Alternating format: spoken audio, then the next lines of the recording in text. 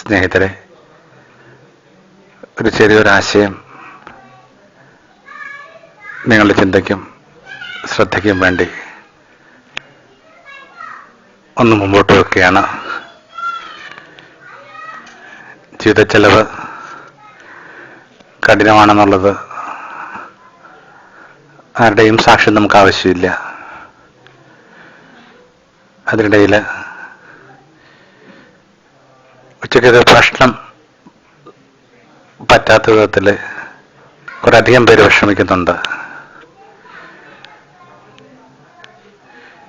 കോളേജൊക്കെ പഠിപ്പിക്കുന്ന സ്നേഹിതര് പറയുന്നതനുസരിച്ച് ഉച്ചയ്ക്ക് ഊണ് കഴിക്കാതെ ഇരിക്കുന്ന മക്കളുണ്ട്. ചെറിയ ജോലികളിൽ ഏർപ്പെടുന്നവരും പുറത്ത് ഭക്ഷണം വാങ്ങുക എന്നുള്ളത് ഏതാണ്ട് അസാധ്യമായിക്കൊണ്ടിരിക്കുക. അങ്ങനെ കുറച്ചധികം പേരെ ബാധിക്കുന്ന ലോകത്ത് തന്നെ ഏറ്റവും പ്രധാനപ്പെട്ട പ്രശ്നമായ വിശപ്പ്, നമുക്കതിനെ ഏതെങ്കിലും തരത്തിൽ ഒന്ന് അഡ്രസ് ചെയ്യേണ്ട ബാധ്യതയുണ്ട്. കുറച്ചു കാലത്തെ ഒരു വിചിന്തനത്തിന് ശേഷം തോന്നുന്ന ഒരു കാര്യം ഇതാണ്: ഒരു എക്കോണമി റെസ്റ്റോറൻ്റ് ആരംഭിക്കുക.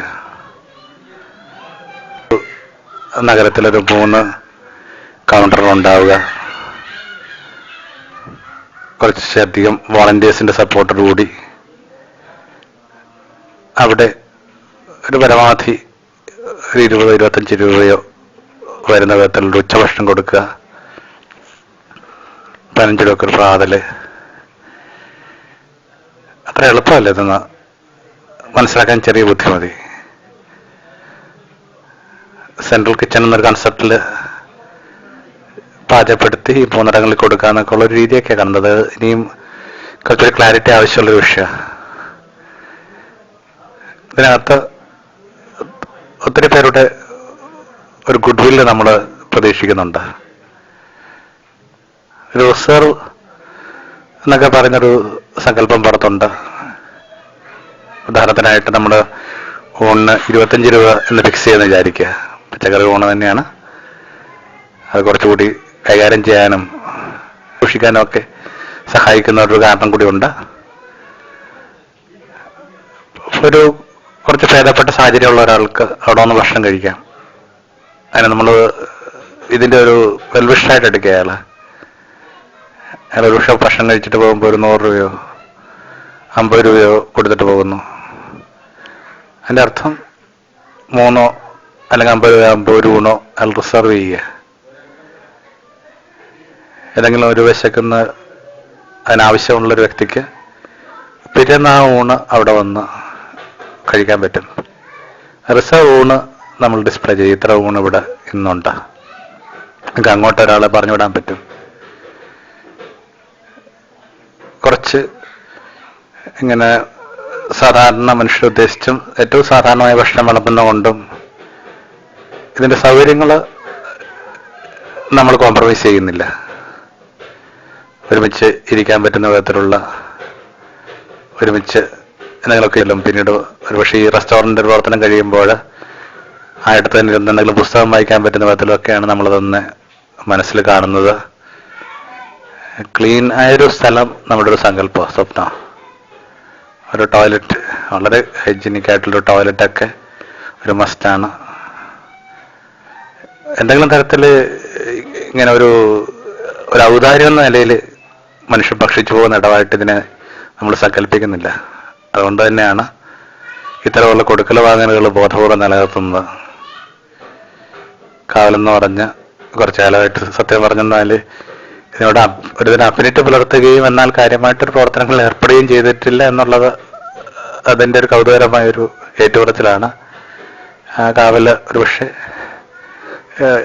സൃഷ്ടിപരമായിട്ട് ചെയ്യുന്ന ഏർപ്പെടാൻ പോകുന്ന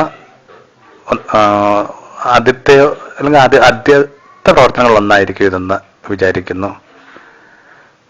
ലവനാണ് കാര്യങ്ങൾ മോണിറ്റർ ചെയ്യുന്നത്. പിന്നെ ആശീർവാദവും ഡെവലപ്പ് ചെയ്യാൻ ഇതിനകത്ത് ഓൾറെഡി നമ്മൾ ഉറപ്പുവരുത്തിയിട്ടുണ്ട്. എല്ലാവരുടെയും ഒരു കോഓപ്പറേഷൻ നിശ്ചയമായിട്ടും പ്രതീക്ഷിക്കുന്നതിനേക്കാളുള്ളതായിട്ട് ഈ ഒരു കൺസെപ്റ്റ് അർഹിക്കുന്നുണ്ടെന്ന് പറയാനായിട്ട് ഞാൻ ധൈര്യപ്പെടുന്നു. ബേബിസാം ഒന്ന് പുറത്ത് ഒരുപക്ഷെ കുറച്ച് പ്രൊഫഷണലായിട്ട് ഈ കാര്യങ്ങൾ നേരിടാൻ കൽപ്പുള്ള അതിനുള്ളൊരു അക്കാഡമിക് പശ്ചാത്തലവും പ്രൊഫഷണൽ പശ്ചാത്തലത്തോടുള്ള തൽക്കാലം പുറത്ത് ജോലി ചെയ്യുന്ന ഒരു സ്നേഹിതനാണ് ഈ കാര്യങ്ങൾ നമ്മൾ ഒന്ന് മോണിറ്റർ ചെയ്യാനായിട്ട് ഏൽപ്പിക്കുന്നത്. അദ്ദേഹമായിരിക്കും ഒരുപക്ഷെ ഇതിനകത്തൊരു കാര്യങ്ങളെ കൃത്യതയിൽ പറയാനും ചെയ്യാനും ഒക്കെ ആയിട്ട് നമ്മൾ കണ്ടെത്തിയിരിക്കുന്നൊരു വ്യക്തി.